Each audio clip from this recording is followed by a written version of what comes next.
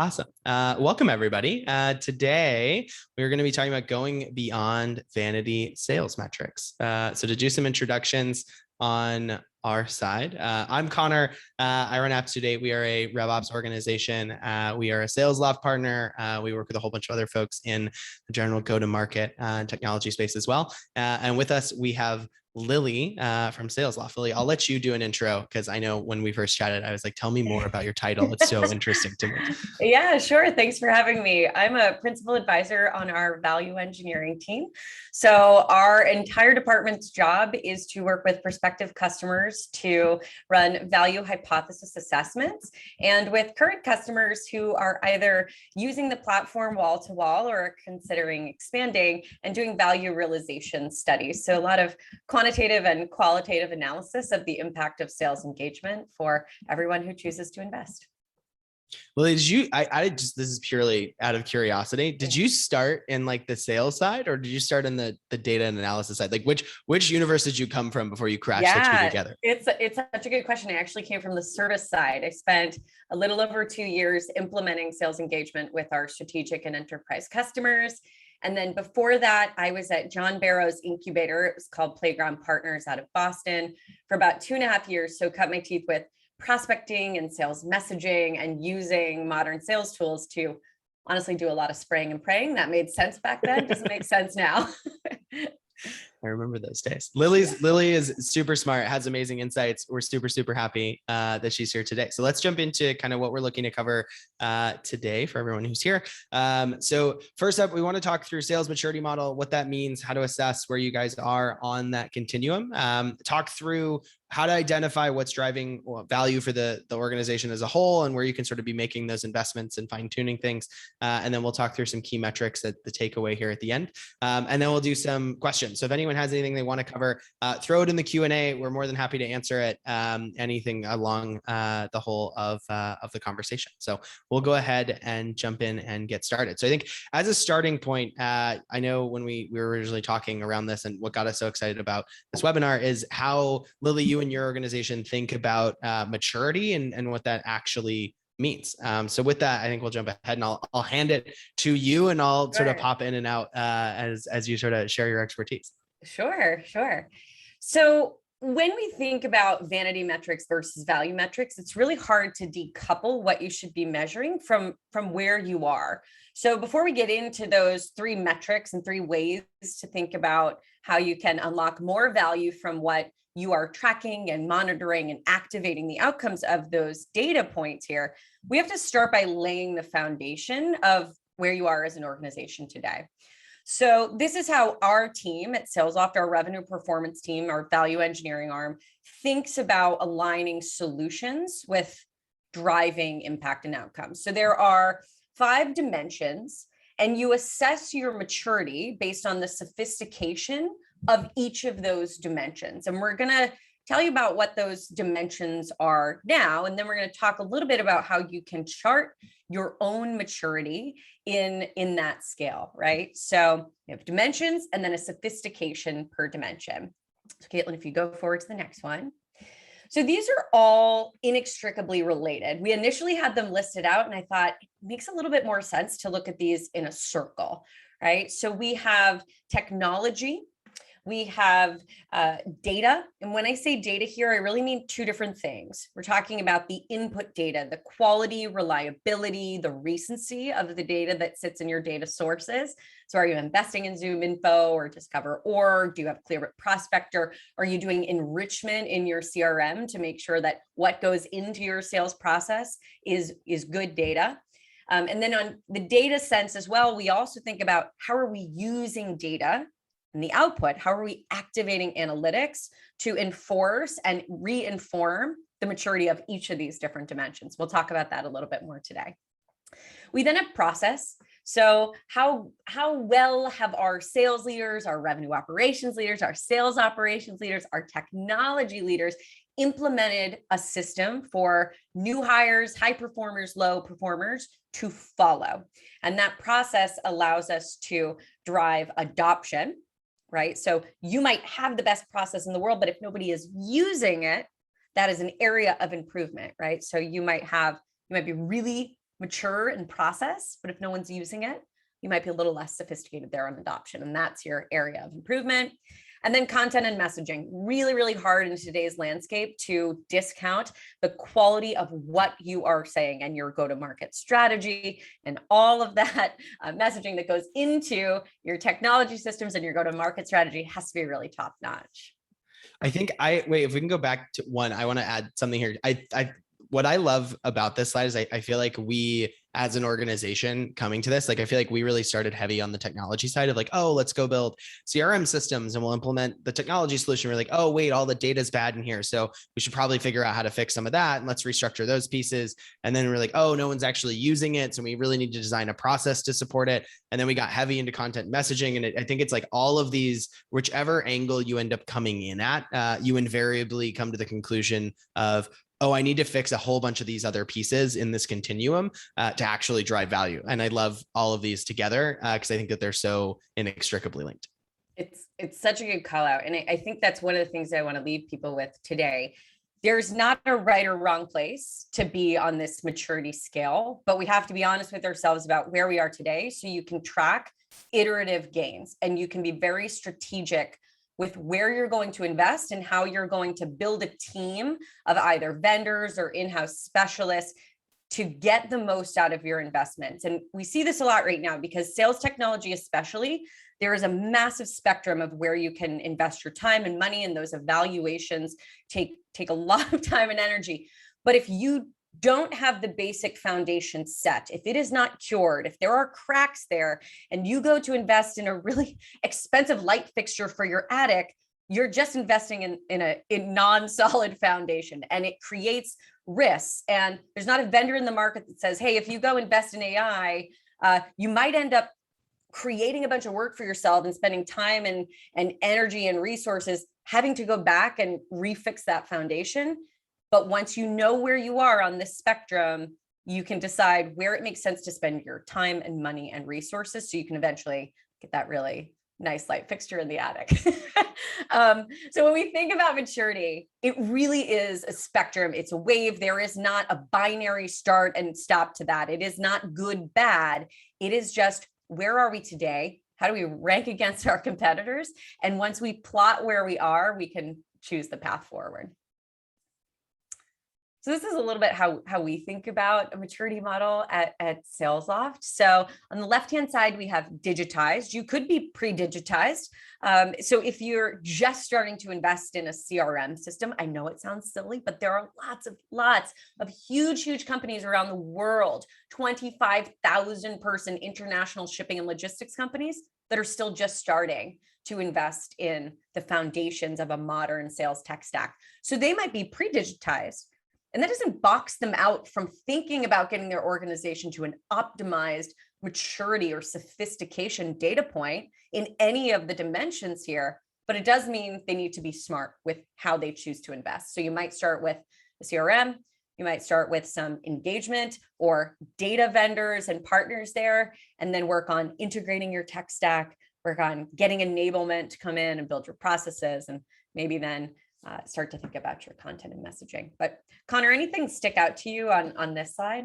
Yeah, what I think is really interesting is I almost feel like you could rename the sort of upper right quadrant as like the RevOps focus, and the bottom left quadrant is just CRM and cloud. And I think that this actually follows what I feel like the life cycle has been over the last 3 to 5 years of everyone sort of like in and around this space, which is, oh, how can we get this stuff on the internet? How can we get all of our tools to talk to each other? How can we make sure we're actually talking to the right people? And I think some of the organizations that are really far in the maturity model, I think are just starting to break into really that intelligent and that optimized section. And I think that there's a lot of folks that we run into, to your point, all of the time that could be really large organizations or organizations that are just starting to look at, how can we get from, we're using some cloud technology, but they're not really talking to each other. And wherever you are on this, I think it gives you a really good path. Because I think one of the things that we run into all the time is folks that say, hey, how can we get really intelligent or optimized on this? And we're like, wait a minute, none of these things are connected at all. And it's not going to matter, which I think the order of operations is awesome. Yes. Yeah. For what it's worth, most of the companies that we work for are square in targeted. So it is rare. You really are going to have market leaders and people that are far along on that investment scale and have rev operations really humming along that are going to be on the intelligent and optimized.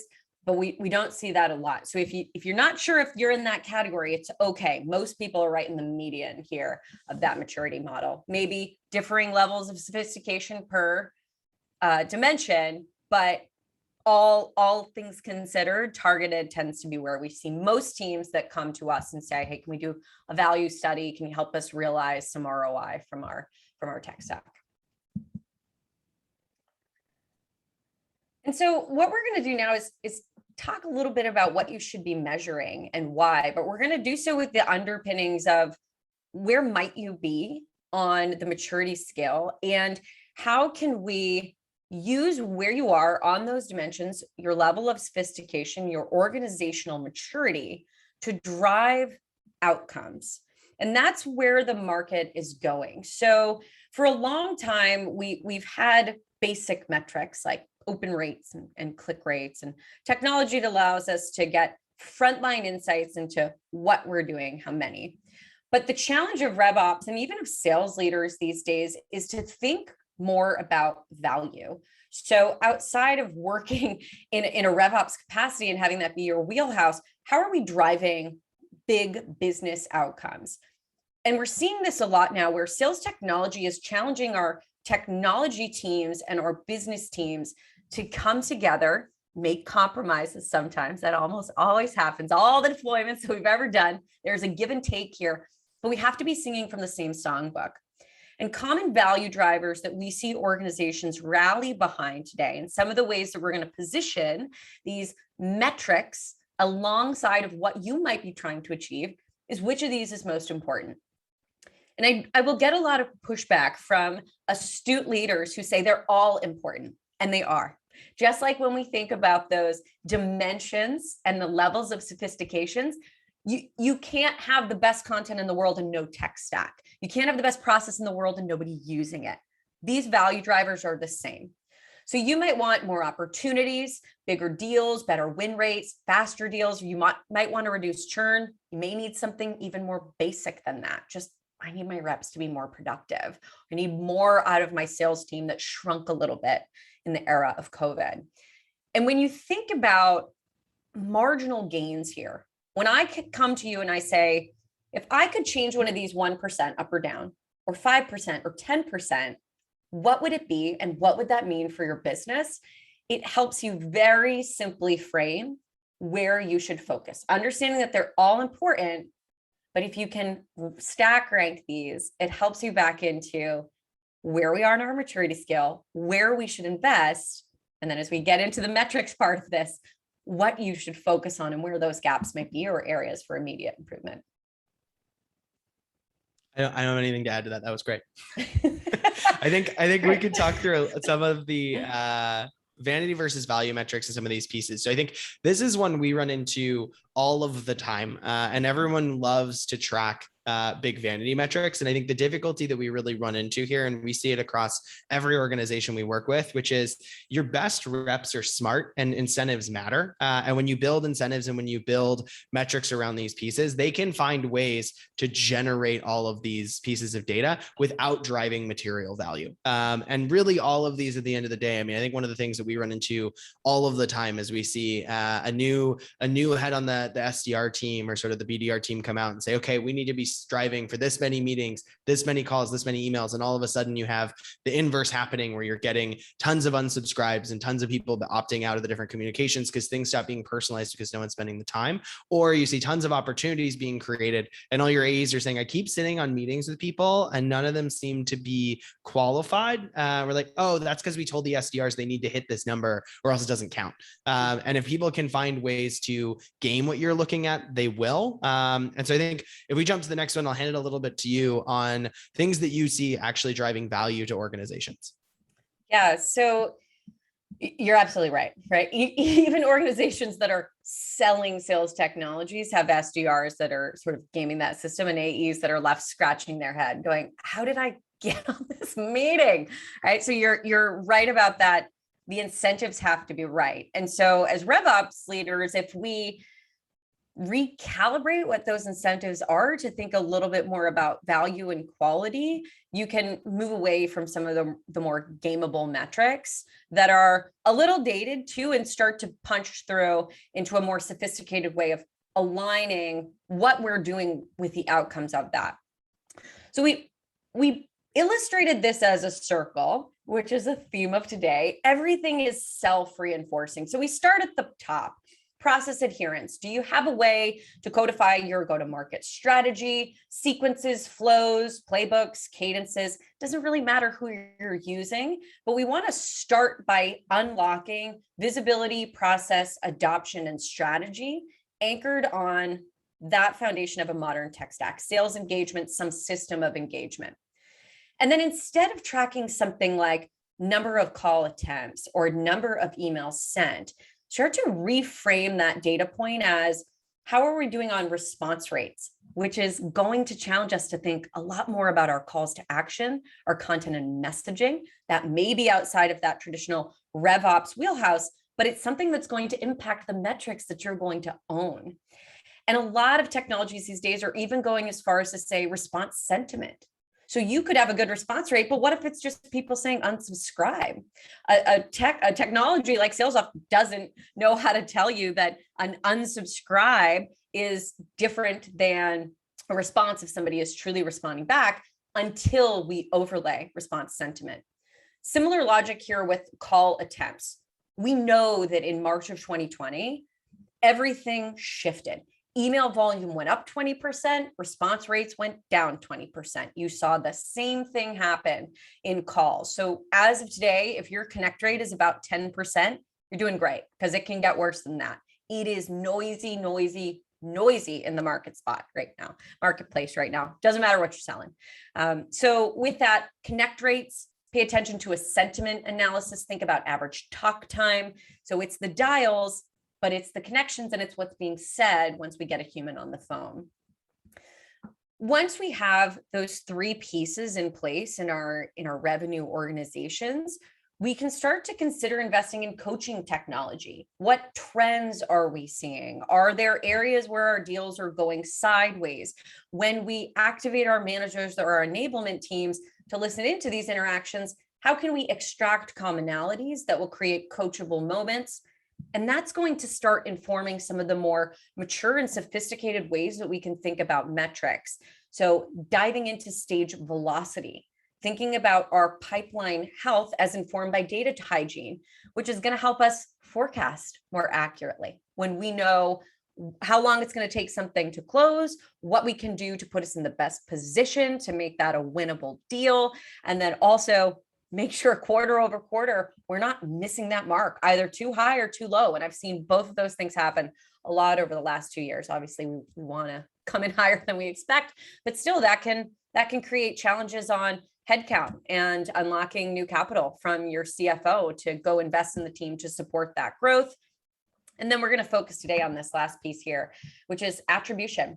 So how can we iterate and improve based on understanding where these opportunities came from, what made them winnable, and in the best case scenario, all of this should work together to reinform what your top of the funnel team is doing and how you're using your technologies. Cool. We'll jump in. So I think what is super valuable and all of this is impactful and useful. And I think all of this contributes to sort of the philosophical angle of it. I think what's super awesome and we want to jump into next is really tactile examples of things that if you're like, this is super cool, but what should I measure? We've done some distilling for you that we sort of want to touch on and go through on these next ones as well. So I think jumping ahead to these pieces is everything that Lily's obviously talking about. If we jump ahead one slide here is impact of what you're doing as opposed to the volume of what you're doing. And I think if we might have jumped to in the impact of your activity. So I think the area for this, and Lily, I'll pass it to you a little bit, but if you find yourself in a position of high volume, getting a lot of activities out the door, and you're really looking at, and I think some of what you touched on in the front end, Lily, of in the olden days, it was how can we use this technology to just help us spam lots and lots of people at really high rates, has sort of shifted to how can we be delivering the right messaging to the right people as opposed to just sort of blasting out all of that volume. Yeah. So we're going to focus on the impact, and we're going to do this in 3 tranches. So we're going to think about where you are on the maturity scale and what those value drivers might be for you, and then help you focus on some value metrics and move beyond those vanity metrics. So the first one that we're going to start with here is really just on the quality of your interactions. And so what we're looking at here, this is going to be impactful for you to move beyond those open rates and into things like the quality of that engagement. If you are in the digitized, connected, trying to get into that targeted space, and if what you're trying to drive for organizational outcomes might be more opportunities, or on the bottom part of that bucket, just productivity and efficiency. If you get the sense that your team just isn't using the 8 hours in their day best, then we want to start to acknowledge the fact that activity begets impact. But in 2021, and it's 2022 is right around the corner, volume is out and really efficacy is in. So we want to focus on process adherence, that response sentiment, the connection rate, talk time distribution, so that we can leverage our technologies to the best of our ability and start to tell a story about attribution. But this is going to be more top of the funnel. So keeping volume high, but not for the sake of impact and outcome. Outpack is a new word, so we can call that something that we coined today together. I love it. I love it. I think that the big question on this one is how to know whether or not some of what you're doing is working. I think what we see for a lot of organizations is they come in, they start making some of these investments. Maybe you brought in a sales engagement leader. Maybe you tackled some of these by assigning your RevOps team or external consulting staff, or however you ended up deciding to boil down this particular problem, and sort of moving to whether or not something is actually effective for this particular metric. So I know if we jump ahead one, you have a whole bunch of opinions on that. Yeah. So I think when we focus on this, there's really 3 inputs that are going to be illuminated. So the quality of our data, the quality of our content, and then our behavioral practices. That triangle here, and the triangulation of those data points is going to be the first thing where you're going to see where that's weak. So those are just 3 of the 5 dimensions.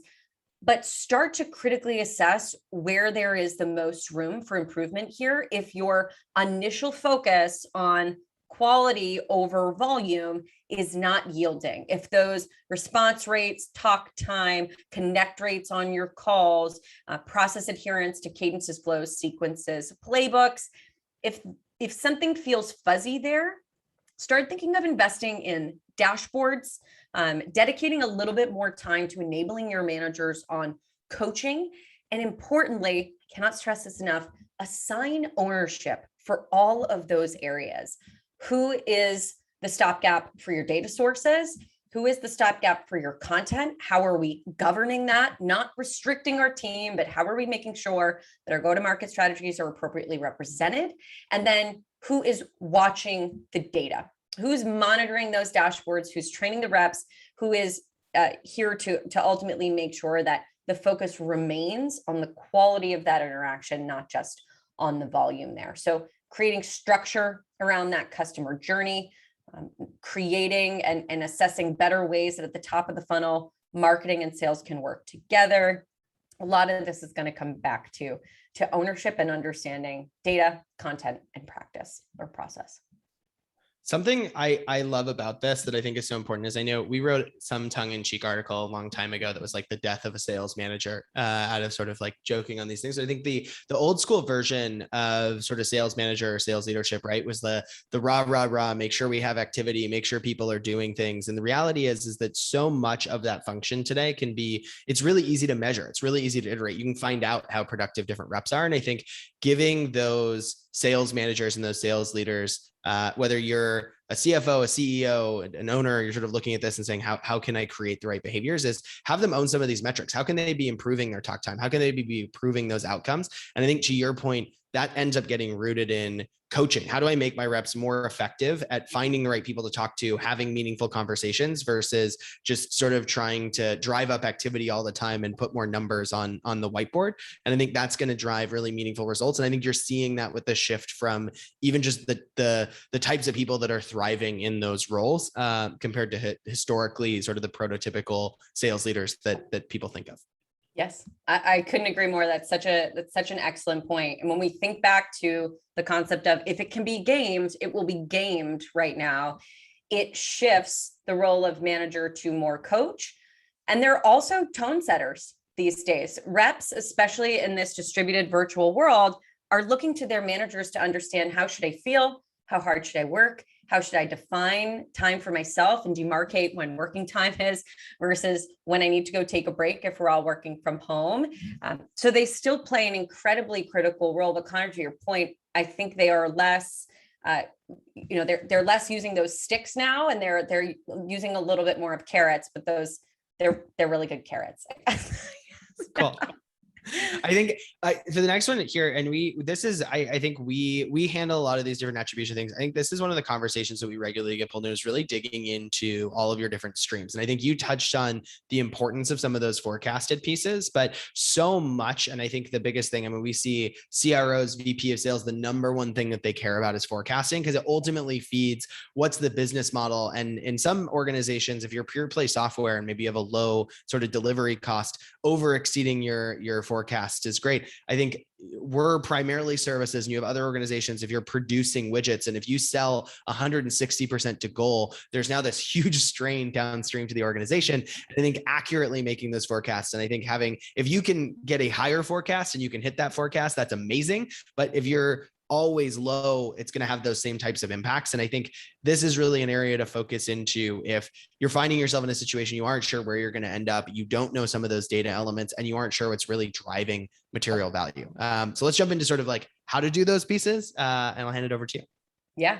So to your point, I think this is we're getting a little further along on the maturity scale. So if you're targeted, trying to break into intelligent, or if for value drivers, you're trying to drive a shorter deal length, bigger deals, if you're trying to focus more on attainment, then digging into your streams is really where you want to focus your time and energy here.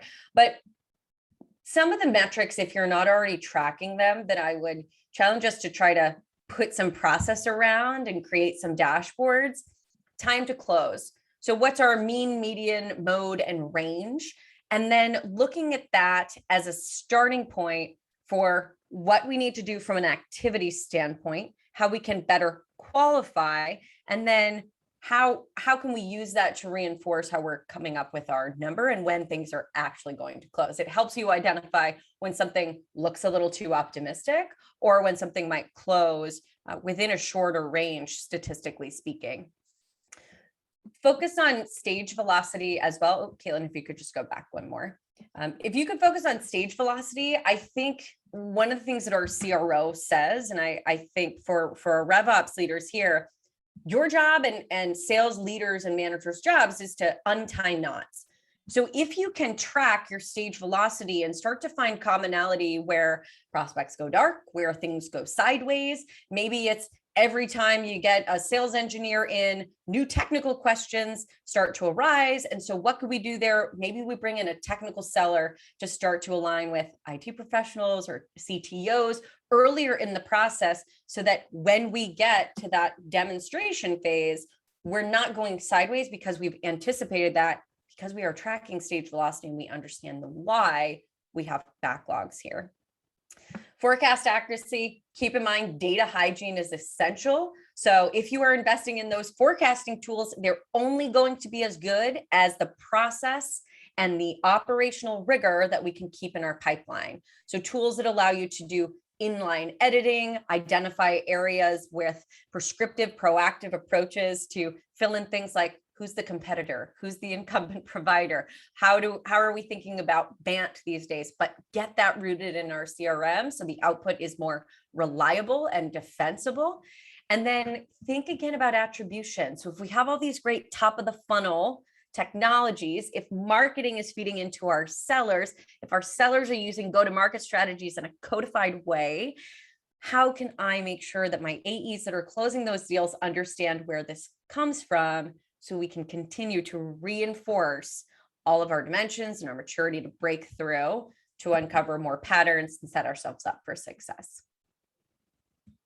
Cool. I feel like so much of what we do focuses in here. And then that was incredible. I have nothing honestly yet. I think that was great. I think the biggest thing on this piece is really just that your stages matter, and care about those, iterate on those, segment them out by business, and be able to use that data meaningfully. In terms of whether or not this is working. So if you really sort of started to invest in this piece of it, where should we be focused? Yeah, I think pipeline pains, they tend to be human originated, right? So conflicting priorities will almost always leave your CRM hygiene lacking.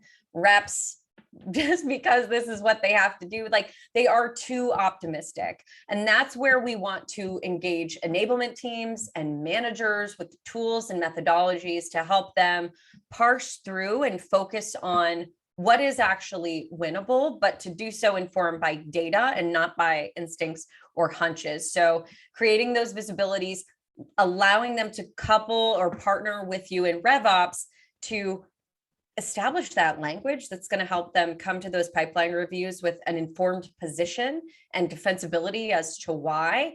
It's going to make everyone more focused in their efforts. So if you can unlock those secrets of your pipeline, it's going to help you just pour fuel on fire. So strong stages, stage velocity, better CRM hygiene, either supported by technology or just by way of your managers being more prescriptive. That's going to be really where you can focus. So this is a lot about rev operations, but I think it's rev ops in tandem with coaching and some of those softer skills that are going to better support your sellers. Something, if we jump back one, I just wanted to touch on one thing, which is you have what to do for next if your metrics start to improve and unlocking those things. I feel like this is an area, and we see this all the time, either with, it could be early stage companies that are B2B focused, have selling teams just starting to invest in it. Or we even see this a lot with organizations that are launching a new service line, launching a new product line. They're trying to build sales around it. And I think one of the things that we see a lot is let's throw bodies at that problem. And let's do that before we know the process, before we know what works, before we know how to measure and manage and iterate against it. And I think one of the big things that is important to take away from this piece is really understand how that's all working before you just go add a whole bunch of headcount. Because I think something we see a lot is organizations that overinvest in sales, they have 20% maybe of that total sales count that's really excelling because they've figured it out themselves, but it's not codified. You can't reproduce their success and you don't know why they're effective. And so you just constantly sort of churn out sales reps all the time, hoping that, you find another person who is magically really, really effective. And I think the more you can tighten this piece up, then your ability, and that's how you see these large successful B2B technology organizations that can go and raise hundreds of millions of dollars, activate 50 more sales reps, and keep that growth path going. And the reason is because they have those fundamentals already figured out, so that you're just adding people to execute against what works, as opposed to hiring people and hoping that they have the secret sauce, because they don't, is the truth, no matter what. And it's really sort of a team and a company effort to figure out what is that right approach for your organization. So true. It's so true. It's all about scale these days. And I think that really highlights the importance of revenue operations leaders, process, systems. If it is no different than how we choose to invest in software, if our own foundation is not solid and we just keep throwing stuff on top of it, we expose ourselves to risks when you try to break through to that IPO level, or when somebody goes to acquire you. There's a lot of technical debt there. So securing that and shoring it up is a great insurance policy around, I hope this AE is good. And a lot of technology these days is for that lower 80% of your staff. The top 10 20%, it's probably actually more like the top 5 or 1%, are always going to be high performers. They're creative. They've figured out their own ways. They are sometimes resistant to process and technology because what they have done has worked so much.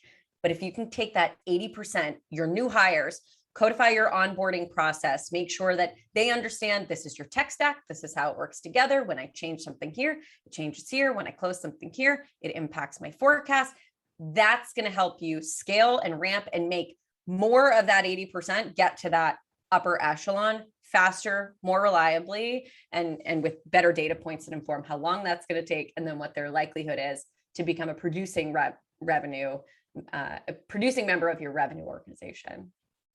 Cool. Love it. I can talk about that piece for hours of like the salespeople who thrive in the early days, or your Renaissance salespeople that don't need process, that don't need any of these pieces. And they're not always the person that ends up helping you scale past that. And that could be a whole other webinar. We could do another time, but let's jump to one of the things that's near and dear to our hearts as we do a lot of the marketing and sales and the combinations of these is really around the closed lost reasons. And I think this is something that we see a lot of organizations, maybe they have a text field, maybe they have a dropdown that someone made a long time ago, but no one managed it, or they have the dreaded other, and like 80% of the things are just all in the other category. And I think what's really important on these is you're looking at something that really is going to inform how you make strategic decisions. It's something we love to do. One of the CEOs we worked with a long time ago, and I think when we first started doing this, I was like, do we really need to refactor these like every month or two? We would sit down and we let's go through all of our lost reasons. Let's see what's still applicable, what's not applicable, what can we consolidate? And I think at this stage, I think that sort of a practice is actually incredibly valuable. And I think this is going to inform so much of it. So we'll jump ahead one and I'll hand it to you, Lily, in terms of how to approach this.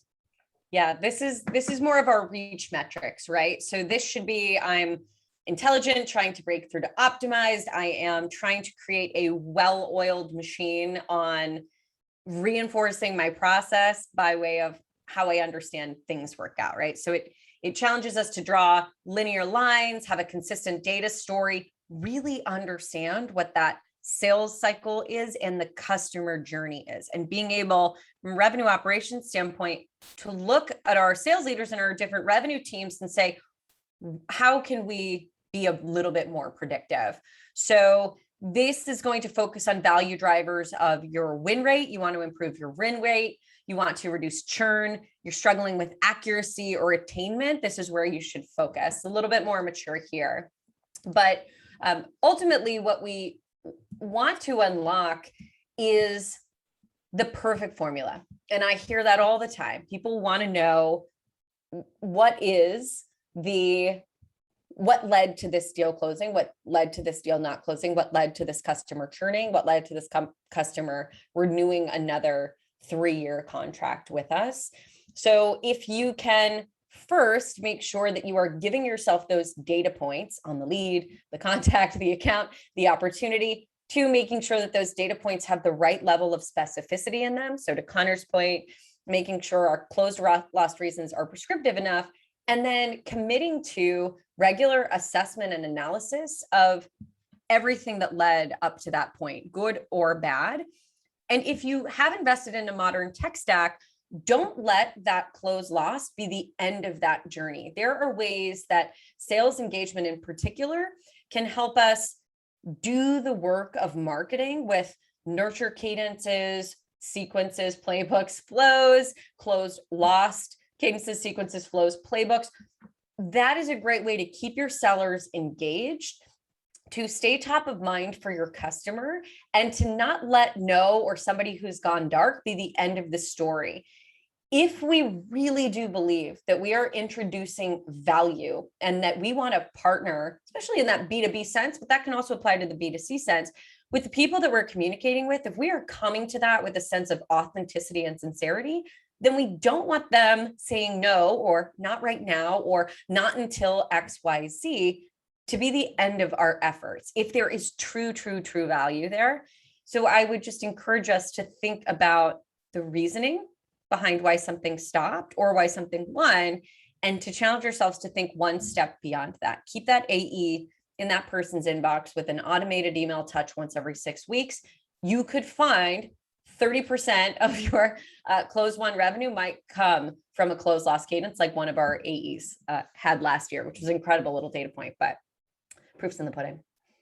I think that that's so true and so huge. And I think we run into it all the time as one always asking. I think we also see a lot of success for organizations that tie, if the reason is product limitation, feature set, one of those pieces, if you can tie those together, makes it much easier to go to product and insist, hey, this needs to be on the roadmap.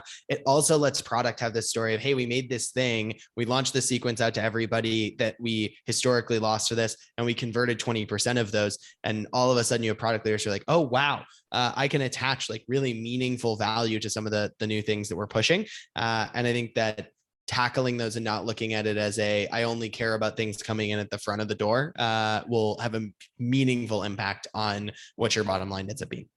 100%. Great opportunity for RevOps here to be unlocking better collaboration between product and engineering teams, and also to make sure that we're facilitating the right level of communication with marketing. But Connor, we do that all the time. And when you're able to say, we lost $1 million because we don't have this one feature and our competitor has it, that tells a story that your finance team can get behind, your sellers can get behind, your product and engineering teams can get behind, and marketing's going to love to shout that from the rooftop. So that's our job here, right? To facilitate those conversations. If we think back to the beginning part here, today's ecosystem is challenging our tech teams and our business teams to collaborate and to communicate better so we can better differentiate in the marketplace, but importantly, better serve our customers and our prospective customers and align on value for them and value for us, because it really is a win-win when it goes right.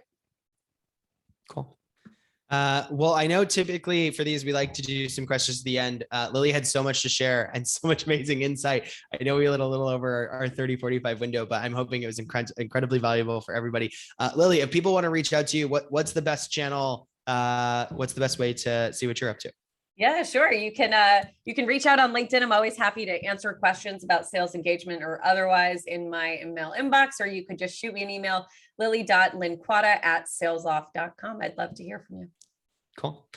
Mine is also the same. More than happy to chat on LinkedIn. Shoot me a note if you're interested in any of these things. Lily, thank you so much. Insight's amazing. Honestly, can't wait for the recording. We'll share it out to everyone here. We'll distribute the slides. And I think that this will be an amazing on-demand piece as well. Thank you so much for your insight. You were amazing. Thanks so much, guys. Appreciate you having me. Bye, Lily. Bye-bye.